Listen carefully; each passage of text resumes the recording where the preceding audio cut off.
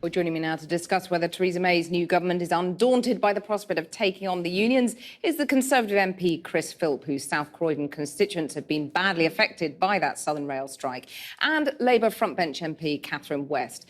I'm also joined by the newly elected co-leader of the Greens, Jonathan Bartley, in Birmingham. Chris Philp first. Let me put it to you that the government wants to smash the unions, break the unions, however you want to describe it, and they're siding with the bosses.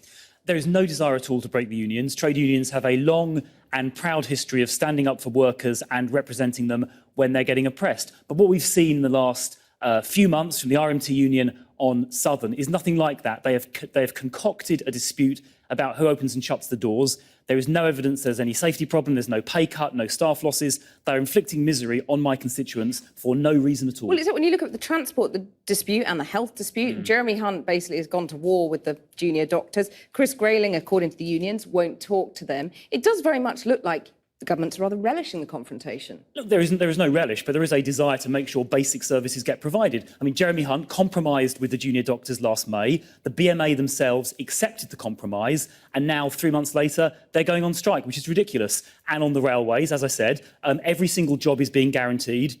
Nobody's pay is being cut, the proposals are safe, and yet the militant RMT are insisting on inflicting misery on my constituents and me. Catherine West, many passengers are fed up with the RMT action. How much longer before they get fed up with the junior doctors too? Well, I think in the Southern case, the 20 million which the Secretary of State for Transport's just given to the company, which earned 100 million and whose chief executive is paid over 2 million each year, I think we just have to get the balance right, because that 20 million really should be paid to customers and to consumers, people who buy their tickets every day and who feel ripped off that they're not getting a good deal. Straight to Chris Philp, that 20 million, 100 million profits, the government, instead of taking the franchise away, hands out another 20 million. Well, by the way, the £20 million is mostly going on track improvements, and those are dealt with by Network Rail. So it's not correct to say the money is being given to Southern Railway. It categorically is not. It's being spent on infrastructure improvements. But I do think it's wrong they're making £100 million profit while residents in my neighbourhood are suffering. And I think so they should give that back to Well, I think that £100 million should be spent on investing in services, in addition to the 20 million. And I think GTR have done a very bad job running the franchise, but the RMT are to blame as well. So, Catherine West, do you think the franchise should be taken away? Is that what a Labour government would do? Well, I think when franchises come up,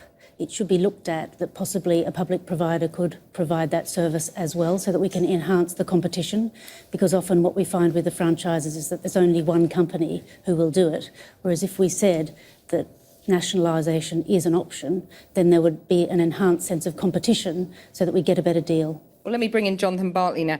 Whose side are you on? And do you side with Labour or the Tories here, the unions, the passengers, the patients? Where are you?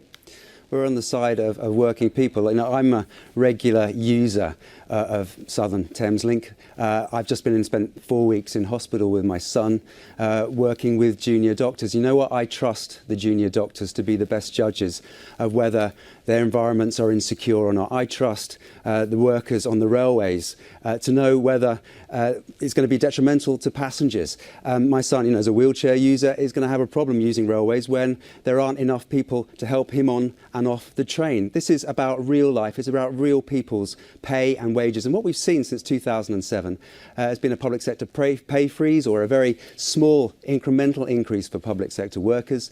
Meanwhile, we've seen real wages right across the board. A lot of people aren't union members, but those people who are union members and those who aren't, workers, real people that we're talking about, have lost track. They are struggling. A third of homeowners, are risking losing their homes from just a month's paycheck away. This is an age of insecurity which we have to address. So isn't it a failure of the left, including the Greens? You say you want a progressive alliance with Labour. Isn't it a failure of the left broadly that the government can basically be quite heavy-handed on this dispute? No, there's only one group of people that have failed in this, and that's the government. And there's a whole larger group of people that are being failed, and that is ordinary working people. And there's been an assault over the last 30 years. And I think, yes, let's put our hands up. There has been a failure on the left to defend the unions, and we haven't appreciated actually how important the work of unions is when you get wage growth, the economy prospers, the economy becomes stronger, we all prosper. But actually, let's not lose sight of the fact that there have been fewer strike days lost recently. In fact, we're at a record low in terms of days lost in terms of strikes. But wage growth has slowed. So we need to actually be focusing on what's important, getting that wage growth up. We all benefit from it. Real people will benefit from it. And it is the government that's failing, not working people. Chris Philp, does the government now need to cool it on both hospitals and the rail network, or are they going to up the ante? Well, I think the government should make sure the reforms that are needed are implemented. In the case of the trains, it'll make the train operation actually safer and more efficient. No one's going to lose their job, so the people that were opening and closing the doors can help Jonathan's son. And in the case of the health service, a 7-day NHS is safer. But on So that, they're going to fight this to the end, you think? Look, I think they should stick to their guns, because what they're doing is in the interests of patients and passengers, and they should not give in to militant unions. But on that wage point Jonathan just made, wages are now growing at over 2%, inflation is 0, and the government just a few weeks ago, in April of this year, introduced an 11% year-on-year increase in the minimum wage. So this is a government that has stood up for ordinary working people on low incomes, and I'm proud to have voted for the biggest ever minimum wage increase as a Conservative. Well, I think it's interesting that we're thinking about what the government's done. The government has allowed the prices of trains and train journeys to increase exponentially. The price of going to work by train has gone up by about 25% since 2010. And these days, with wages flat, 25% increase, as well as your childcare going up, as well as now the prices going up because of Brexit in the shops. When is this going to stop? Well, let me put that to Jonathan Bartley, because you and Catharine West are sounding remarkably similar. Why don't you just join the Corbynistas? Well, no, we're thrilled that Labour is moving in our direction. We're very flattered that they're taking on some of our policies, and we are open to working with them. But, we are distinct, and we're also united. Well, are you, though? Because haven't Labour just seized all your policies, really? Well, I wish they would seize our policy on electoral reform. There are plenty of places where we aren't in agreement. But, no one has a monopoly on wisdom. We're willing to work with anyone who shares values, who's on the side of working people. We're not precious about this, but we need to see a united Labour Party, and we need to see them working with other parties. We need to move past the tribalism. And I think when parties do recognise that, when they're prepared to put perhaps their narrow tribal interests aside, then we will see a better future for Britain, a better future for the left in Britain. We're open to that. Let's see Labour come forward and do it. You helped get John Major elected. It's a long journey you've taken from the Tories. It's a very long journey. Yeah, in 1995 I just finished... Probably on Southern Rail. I just left the London School of Economics, and I was working in Parliament on a cross-party basis. I've never been tribal myself. I did work for Major. It was good experience, but you know what? I am so far away from where the Tories are now and where they were then. And actually, it was having contact with people, ordinary working people, and those within the disabled movement. 10 million disabled people in this country who don't get a voice, who are trying to use the trains that aren't accessible, who are going to be hit by the fact that there won't be more staff on Southern Rail. These are the people who really matter. These are the people that I am standing with, and that's why I'm a member of the Green Party. Catharine West, would you welcome Jonathan Bartley back? Sounds a bit like a Corbynista to me.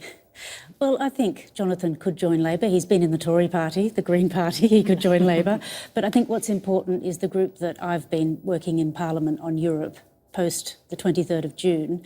We've got support from the only Green parliamentarian. We've got support from Plaid Cymru. We've invited Tory members. We're hoping that they'll come along when we have our meeting next. And I think it's really important that in Parliament we work together very closely to try and get the best approach next, and make sure that we work together on the things which really do matter. Catharine West, Chris Philp and Jonathan Bartley, thank you very much for joining me.